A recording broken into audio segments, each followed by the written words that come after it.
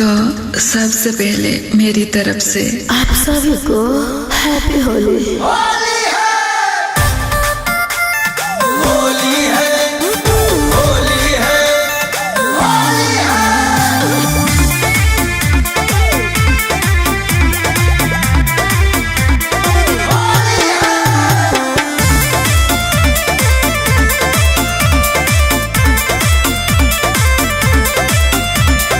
खुले जंगल में खड़ा अकेला रंग डलाइल सेरा है।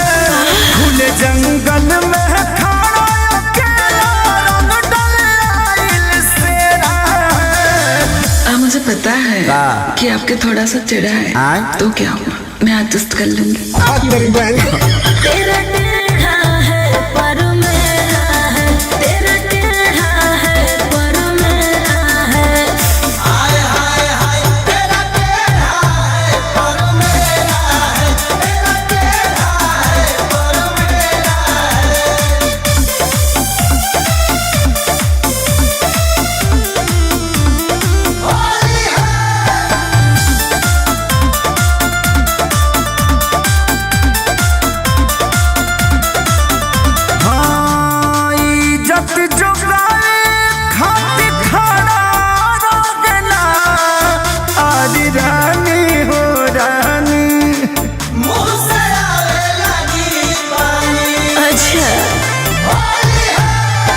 बसिया बुझाता में होवे न ताजा, तू ले ले बाई जात होली है मेरा राजा, तू ले ले बाई जात होली है मेरा राजा।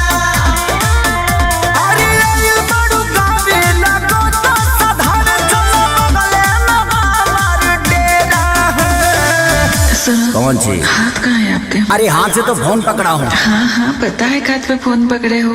मैं वो दूसरी वाले हाथ की बात कर रही हूँ। अरे क्या क्या करूं मैं इसका, क्या करूं? सब पता चल रहा है। तेरा टेढ़ा है पर मेरा है, तेरा टेढ़ा है पर मेरा है। हाय हाय हाय तेरा टेढ़ा है पर मेरा है, तेरा टेढ़ा है पर मेरा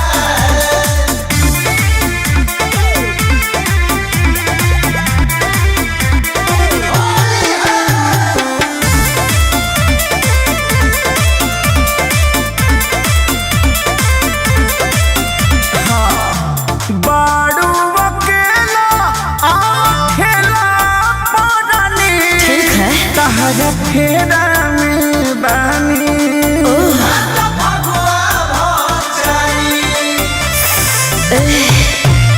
बचोड़ल जवानी ले जाके चुहानी, साटा के पीछो करे निकाल दे पानी।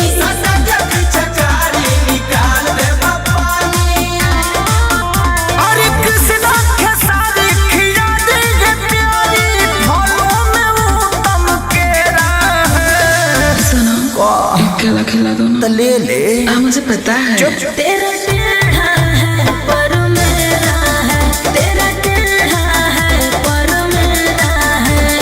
हाय हाय हाय तेरा टेढ़ा है पर मेरा है, तेरा टेढ़ा है पर मेरा है। आज मुझे परम सुख की प्राप्ति हुई।